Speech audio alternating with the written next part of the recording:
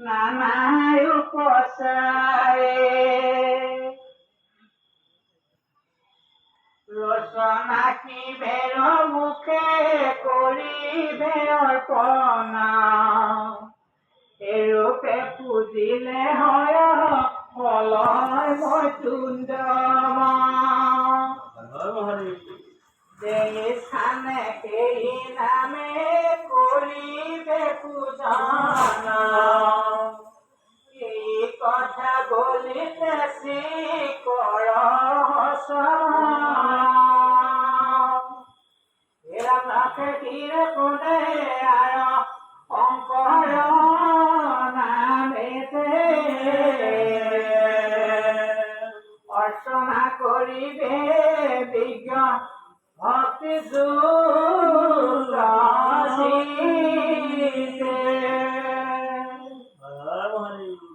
রচনামে জংঘা দেখে করিবে পূজনা পতিতে খানা নামে করিতে অর্চন তাম্বক নামে খেমেতে পতি পশু মরুপতি এই দুয়ো নামে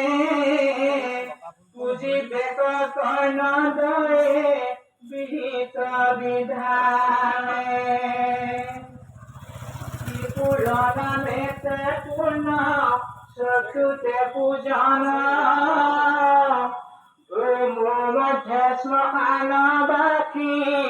নামেতে পূজনা কপালে পদে সত্তায়ে করিবে পূজনা দক্ষ যজ্ঞ নাকি বলি দ্বন্দ্বেতে অর্চনা সমাপ্ত হইলে পরে করি নিমন্ত্রণ ভক্তি ভরে বিপ্রদানে করায় ভোজন